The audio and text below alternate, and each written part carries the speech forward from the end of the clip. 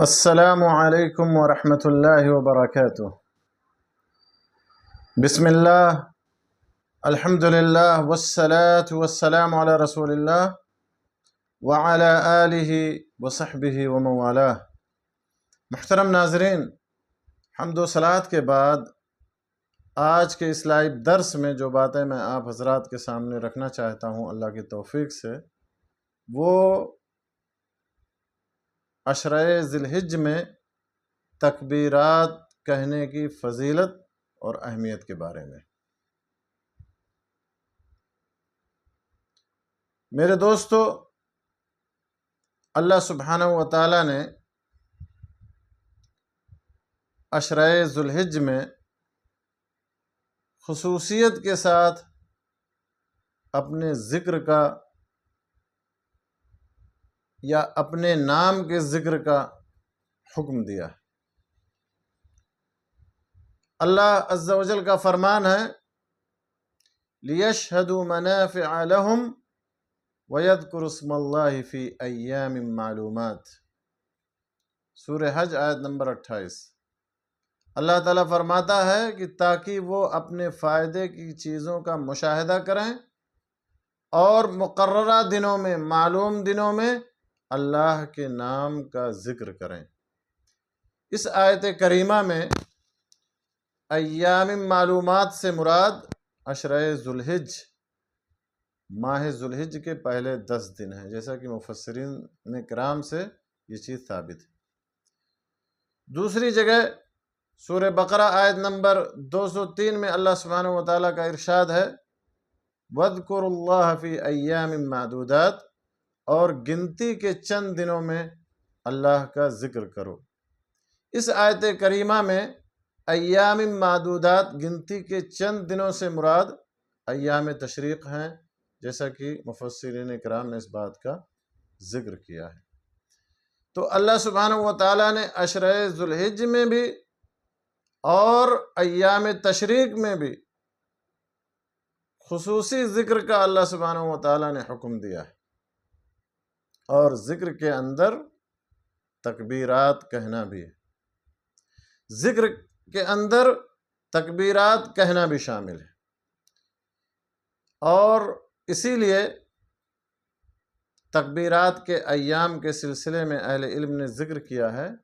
کہ 1 ذی الحجہ سے لے کر کے 13 ذی الحجہ کی شام تک تکبیر کہنا مشروع ہے۔ اور اللہ کے نبی صلی اللہ علیہ وسلم سے عشرہ ذی الحجہ کے بارے میں یہ بھی ثابت ہے کہ ما من ایام العمل الصالح فیہن احب الی اللہ من هذه العشر، کہ ذی الحجہ کے 10 دنوں کے مقابلے میں دوسرے کوئی ایام ایسے نہیں ہیں جن میں نیک عمل اللہ کو ان دنوں سے زیادہ محبوب ہو۔ اور مسند احمد میں عبداللہ ابن عمر رضی اللہ تعالیٰ عنہ سے مروی ایک حدیث میں یہ اضافہ بھی ہے فَأَكْثِرُوا فِيهِنَّ مِنَ التَّهْلِيلِ وَالتَّكْبِيرِ وَالتَّحْمِيدِ، کہ ان دنوں میں کثرت سے تحلیل یعنی لا الہ الا اللہ، والتکبیر یعنی اللہ اکبر، والتحمید یعنی الحمدللہ کہو۔ لیکن اس روایت کی یا اس حدیث کی سند ضعیف ہے، جیسا کہ اہل علم نے اس بات کا ذکر کیا ہے۔ لیکن صحیح حدیث میں العمل الصالح کا جو عموم ہے، یعنی نیک عمل کرنا اللہ سبحانہ و تعالیٰ کو اس عشرے میں سب سے زیادہ محبوب ہے، تو جو عمل صالح کا عموم ہے اس میں تکبیرات کہنا بھی شامل ہے، بلکہ بعض صحابہ کرام رضی اللہ عنہم سے عملاً ان دنوں میں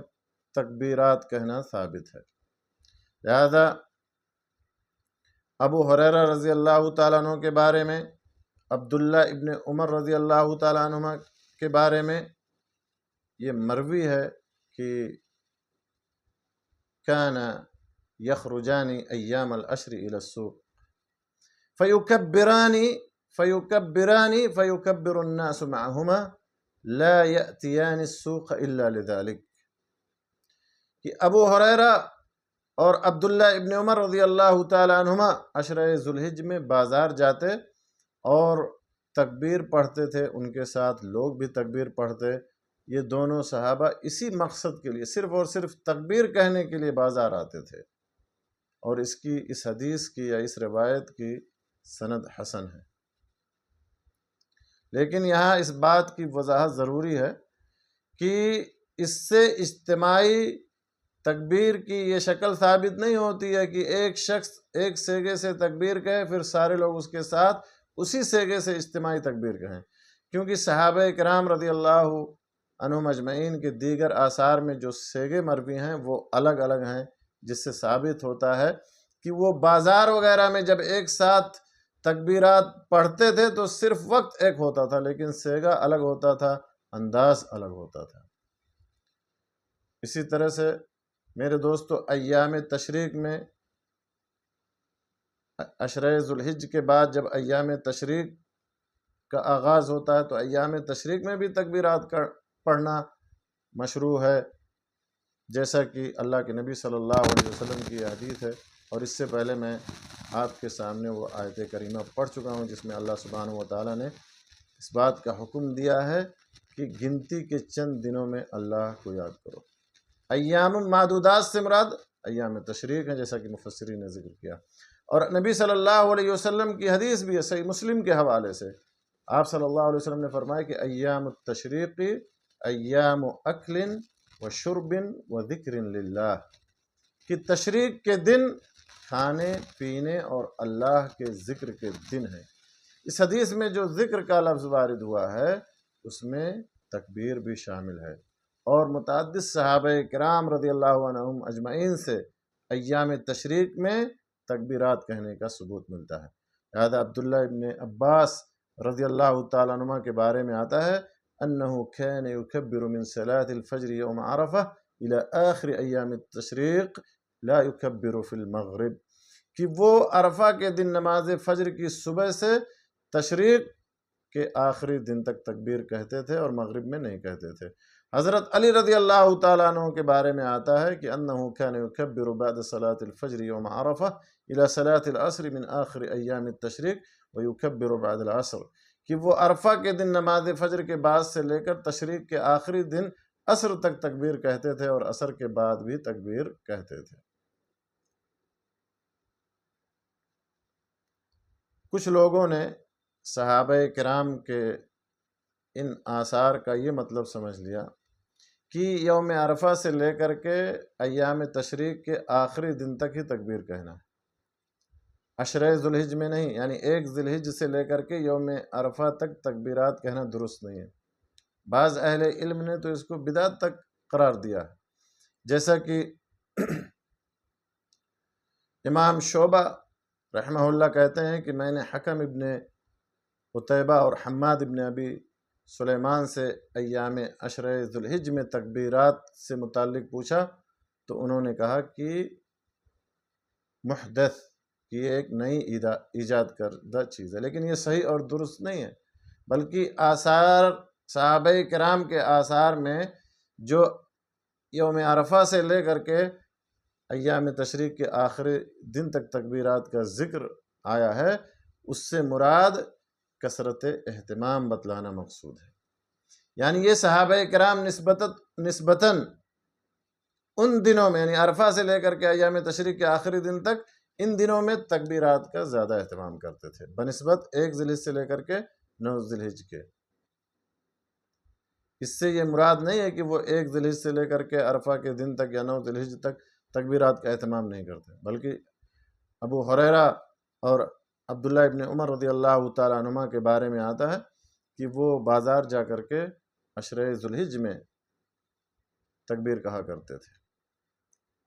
اور بعض لوگ تکبیرات کی 2 قسمیں بیان کرتے ہیں، ایک تکبیرات مطلق اور دوسری قسم تکبیرات مقید۔ تکبیرات مطلق کا مطلب یہ ہے کہ اس کا کوئی مخصوص وقت نہیں ہے، یہ کبھی بھی کہیں بھی یہ تکبیرات کہی جائیں گی، لیکن تکبیرات مقید کا ایک مخصوص وقت ہے اور وہ نمازوں کے بعد کے اوقات ہیں، یہاں تک کہ بعض نے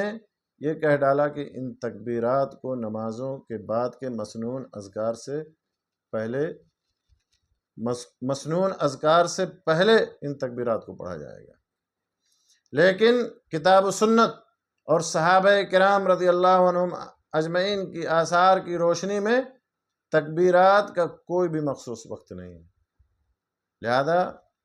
تکبیرات مقید اس کی کوئی دلیل، کوئی شرعی دلیل موجود نہیں ہے، کوئی نص اس کے بارے میں موجود نہیں ہے۔ اس لیے 1 ذی الحجہ سے لے کر کے ایام تشریق کے آخری دن تک تکبیرات پڑھنا ہے۔ اور اسی سلسلے میں شیخ ابن عثیمین رحمہ اللہ سے جب پوچھا گیا تو انہوں نے فرمایا کہ لم یرد عن النبی صلی اللہ علیہ وسلم نص صریح فی باب التکبیر المقید لیکنہ آثار واجتہاد من العلماء، کہ تکبیرات مقید کے بارے میں اللہ کے نبی صلی اللہ علیہ وسلم سے کوئی بھی صحیح اور صریح نص ثابت نہیں ہے، یہ بعض آثار اور اہل علم کے اجتہادات ہیں۔